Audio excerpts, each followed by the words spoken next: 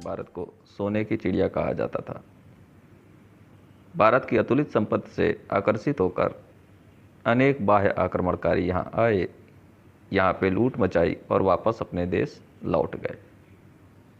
इसी क्रम में 1000 से लेके 1026 ईस्वी तक महमूद गजनवी नाम का एक शासक भारत पर 17 बार आक्रमण किया। सन 1192 ईस्वी में मोहम्मद गौरी नाम का एक शासक दिल्ली पर आक्रमण किया। उस समय दिल्ली के राजा पृथ्वीराज चौहान थे। तराइन नामक स्थान पे मोहम्मद गौरी और पृथ्वीराज चौहान के बीच में युद्ध हुआ, जिसे तराइन का द्वितीय संग्राम कहा जाता है। पृथ्वीराज चौहान इस संग्राम में हार गए और भारत में मुस्लिम शासन की नींव डाल दी गई। मोहम्मद गौरी भारत में रह के शासन नहीं करना चाहता था, इसलिए उसने अपने गुलाम कुतुबुद्दीन ऐबक को दिल्ली का शासन देकर वापस अपने देश लौट गया। इस तरह से भारत में गुलाम वंश की नींव पड़ी। गुलाम वंश के बाद खिलजी वंश, तुगलक वंश, सैयद वंश, लोधी वंश और अंत में मुगल वंश ने राज किया। सन 1757 ईस्वी में ईस्ट इंडिया कंपनी के रॉबर्ट क्लाइव ने कलकत्ता के नवाब सिराजुद्दौला को युद्ध में परास्त किया और मुगल शासन का अंत कर दिया। इस प्रकार देखा जाए तो लगभग 550 वर्ष तक भारत पर मुस्लिम शासकों ने राज किया। मुस्लिम शासकों ने यहाँ पे राज करते समय एक नई शिक्षा प्रणाली विकसित की। इस प्रणाली को ही हम मध्यकालीन मुस्लिम शिक्षा प्रणाली कहते हैं। आइए मुस्लिम शिक्षा के उद्देश्य एवं आदर्श को बिंदुवार हम देख लेते हैं। मुस्लिम शिक्षा का प्रथम उद्देश्य था ज्ञान का प्रसार करना। मुस्लिम शिक्षा वैदिक कालीन और बौद्ध कालीन शिक्षा की भांति धर्म पर आधारित थी। जिस प्रकार से वैदिक काल में मोक्ष एवं बौद्ध काल में निर्वाण की प्राप्ति ही शिक्षा का परम उद्देश्य था, उसी प्रकार मुस्लिम शिक्षा का परम उद्देश्य था निजात की प्राप्ति। निजात का अर्थ होता है मुक्ति। पैगंबर हजरत मोहम्मद साहब ने सभी मुस्लिमों के लिए शिक्षा अनिवार्य बताया है। इनके अनुसार शिक्षा के माध्यम से ही ज्ञान की प्राप्ति होती है और ज्ञान की प्राप्ति के पश्चात ही हम उचित अनुचित और धर्म और अधर्म को समझ सकते हैं। इनका उपदेश था, दान में धन देने की अपेक्षा बच्चों को शिक्षा देना कहीं अधिक उचित है और छात्रों के कलम की स्याही शहीदों के खून से भी अधिक पवित्र है। मुस्लिम शिक्षा का दूसरा उद्देश्य था इस्लाम का प्रचार प्रसार करना। मुस्लिम यह मानते थे कि जो भी मुस्लिम धर्म स्वीकार नहीं करता है उसे काफिर कहा जाता है और ऐसा व्यक्ति जो काफिरों को मुस्लिम धर्म अंगीकार करा देता है उसे गाजी की उपाधि दी जाती है। इस प्रकार इस्लाम का प्रचार प्रसार करना प्रत्येक मुसलमान का एक अपना कर्तव्य होता है।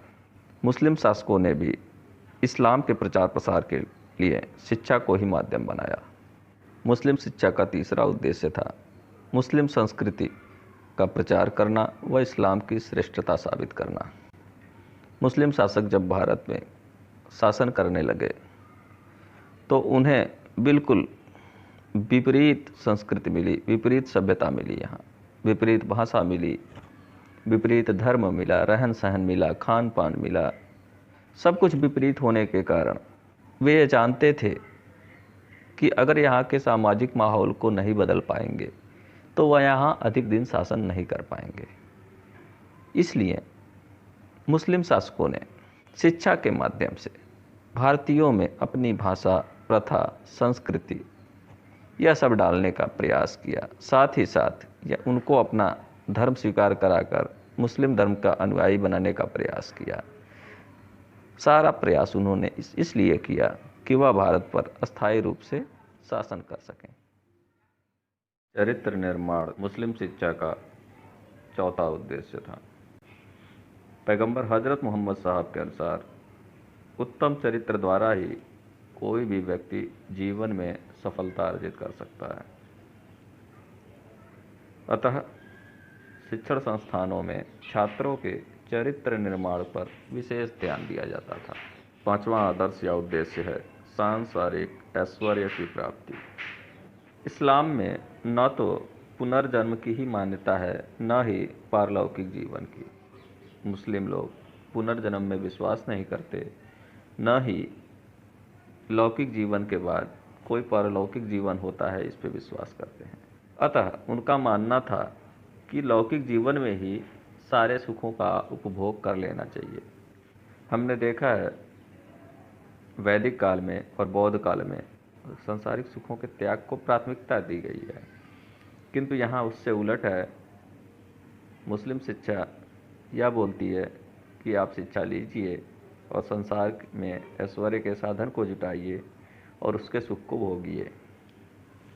वैदिक कालीन और बौद्ध कालीन शिक्षा की भांति मुस्लिम शिक्षा भी धार्मिक आधार पर ही थी। कहने को तो शिक्षण संस्थान सभी धर्मों के लिए खुले हुए थे, किंतु संस्थानों में इतनी धार्मिक कट्टरता होती थी कि वहाँ जाने के बाद अन्य धर्म के लोग अपने धर्म की बात आचरण कर पाएँ ऐसा संभव नहीं था। बख्तियार खिलजी, अलाउद्दीन, फिरोज तुगलक और औरंगजेब जैसे शासकों ने यहाँ की संस्कृति, यहाँ की शिक्षा पद्धति, वैदिक कालीन शिक्षा पद्धति और बौद्ध कालीन शिक्षा पद्धति दोनों पे गहरा आघात किया। यहाँ के शिक्षा केंद्रों को नष्ट करवा दिया, यहाँ के मंदिरों को नष्ट करवा दिया और जोर ज़बरदस्ती इस्लाम का प्रचार प्रसार किया। यह एक पक्ष रहा। इसके दूसरे पक्ष में कुछ अच्छे मुस्लिम शासक भी हुए, जिसमें इल्तुतमिश, जिसको अल्तमस भी बोला जाता है, इसी की पुत्री रजिया बेगम भारत की प्रथम महिला शासिका थी। तुगलक, अकबर और शाहजहां जैसे शासक ऐसे थे जिन्होंने सभी धर्मों का सम्मान करते हुए शिक्षा के प्रसार में अपना प्रशंसनीय योगदान दिया। मुस्लिम काल में केंद्र स्तर पे या प्रांत स्तर पर शिक्षा का कोई विभाग नहीं था। शिक्षण संस्थाएं जो बनती थीं उसे प्रायः या तो शासक बनवा देते थे, या तो शिक्षा प्रेमी बनवा देते थे, या कोई धनी व्यक्ति जो है वो बनवा देता था।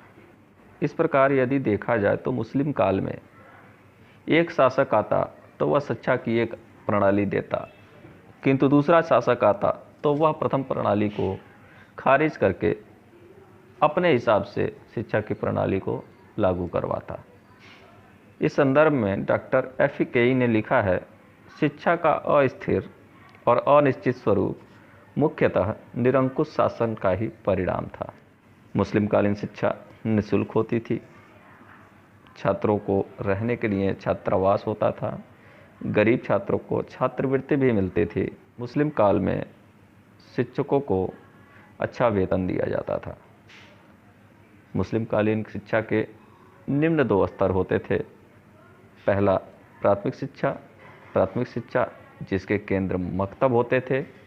दूसरा उच्च शिक्षा के केंद्र मदरसे होते थे। प्राथमिक शिक्षा के केंद्र मकतब कहलाते थे। मकतब शब्द की उत्पत्ति अरबी के कुतुब नामक शब्द से हुई है, जिसका अर्थ होता है वह स्थान जहाँ पढ़ना लिखना सिखाया जाए। इसके अतिरिक्त खानकाहों और दरगाहों में भी प्राथमिक शिक्षा दी जाती थी।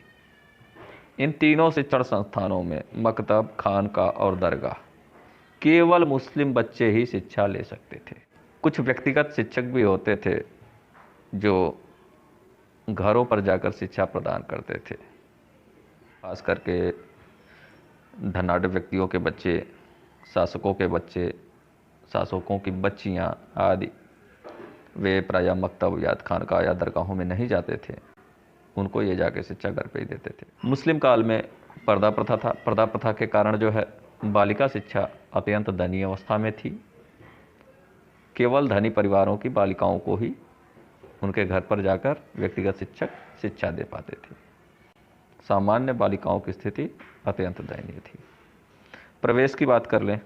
मुस्लिम काल में बिस्मिल्लाह खानी नामक एक रस्म के पश्चात ही शिक्षा आरंभ होती थी। इस रस्म के समय बच्चे की आयु 4 वर्ष 4 माह और 4 दिन की होती थी। इस रस्म के समय बालक के सभी रिश्तेदार उपस्थित होते थे। बालक नए कपड़े पहन के मौलवी साहब के सामने आता था। मौलवी साहब उसे कुरान की कुछ आयतें दोहरवाते थे।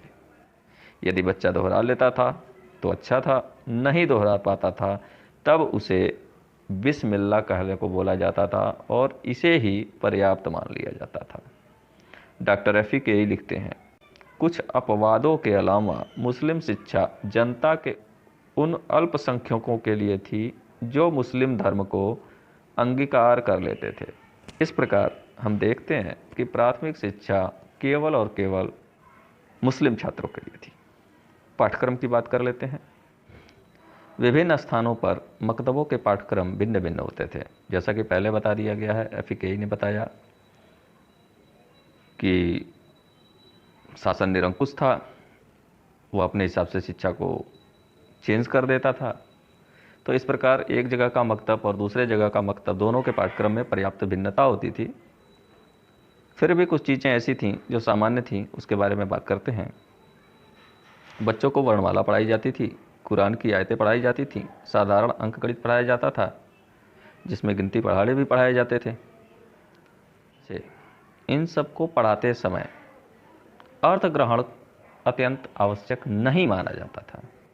रटने पे विशेष बल दिया जाता था, उच्चारण पे विशेष बल दिया जाता था। इसके पश्चात बच्चों को व्याकरण और फारसी भाषा सिखाई जाती थी।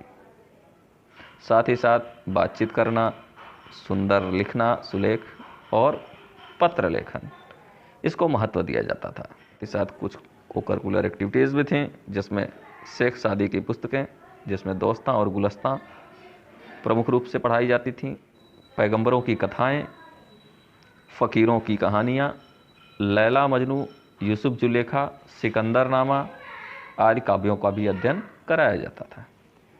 मुस्लिम कालीन शिक्षण विधि मौखिक, प्रत्यक्ष व रटंत थी।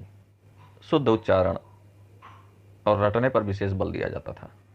शुद्ध उच्चारण और रटने के बाद तब बच्चे को लकड़ी की तख्ती और सरकंडे की कलम से लिखना सिखाया जाता था। हम लोग के बचपन में ये चीज़ें देखने को मिली हैं। हम लोग बचपन में जब गांव जाते थे तो वहाँ लकड़ी की पटरी होती थी और उसमें चूने का घोल करके सरकंडे की कलम बनाई जाती थी।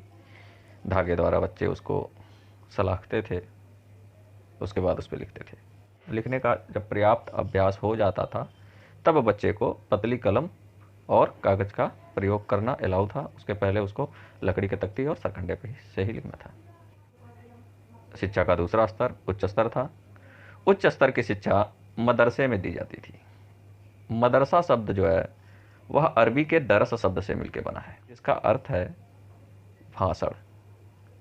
अतः मदरसों में भाषण या व्याख्यान विधि से शिक्षा दी जाती थी। शिक्षा का माध्यम फारसी भाषा था। आगरा, दिल्ली, लाहौर, मुल्तान, सियालकोट, अजमेर, लखनऊ और मुर्शिदाबाद अपने काल के प्रसिद्ध मदरसे थे। मदरसों का पाठ्यक्रम 10 से 12 वर्ष का होता था। पाठ्यक्रम 2 भागों में विभाजित था, एक धार्मिक शिक्षा, दूसरा लौकिक शिक्षा। धार्मिक शिक्षा के अंतर्गत कुरान की आयतें याद करना, उनका सूक्ष्म आलोचना करना, सूफी सिद्धांतों का अध्ययन करना, इस्लामी इतिहास का अध्ययन करना, इस्लामी कानून का अध्ययन करना, परंपराओं का अध्ययन करना, ये सब आता था। लौकिक शिक्षा के अंतर्गत अरबी व फारसी साहित्य, व्याकरण, कृषि, गणित, भूगोल, कानून, ज्योतिष, अर्थशास्त्र, नीतिशास्त्र, दर्शन शास्त्र, यूनानी चिकित्सा पद्धति आदि की शिक्षा दी जाती थी। शिक्षण विधि उच्च शिक्षा की शिक्षण विधि मौखिक, भाषण और व्याख्यान विधि, कक्षा नाटकीय पद्धति विधि से शिक्षा दी जाती थी। कक्षा नाटकीय पद्धति का अर्थ है कि जब शिक्षक अवेलेबल नहीं है उस समय क्लास का जो मॉनिटर है वह कक्षा का संचालन करेगा।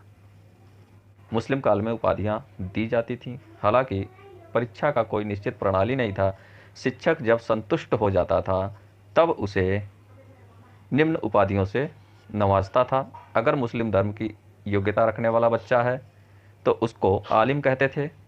अरबी और फारसी साहित्य में निपुण बालक को काबिल बोलते थे तर्क और दर्शन शास्त्र में जो बच्चा विशेष योग्यता रखता था उसे फाजिल कहते थे। गुरु शिष्य संबंध, गुरु को उस्ताद बोलते थे, शिष्य को शागिर्द बोलते थे। गुरु शिष्य संबंध वैदिक कालीन की भांति ही पिता और पुत्र की तरह था। शिक्षक को समाज में उच्च स्थान प्राप्त था। प्राथमिक शिक्षा की ही तरह उच्च शिक्षा भी सभी नारियों के लिए सुलभ नहीं थी। राजघराने की बालिका जो होती थी, कुलीन घर की बालिकाएं जो होती थीं, वो बालिकाएं अपने ही घर पे धर्म, साहित्य, नृत्य, संगीत व ललित कला की शिक्षा पाती थीं। उस समय की कुछ विदुषी महिलाएं थीं, रजिया सुल्तान, गुलबदन बेगम, नूरजहां। किंतु सामान्य स्त्रियां केवल घरेलू प्रशिक्षण ही पाती थीं। सामान्य स्त्रियों के लिए उच्च शिक्षा जो थी वह केवल घरेलू कामकाज का ही प्रशिक्षण दे दिया जाता था और किसी प्रकार की शिक्षा उन्हें नहीं प्राप्त हो सकती थी।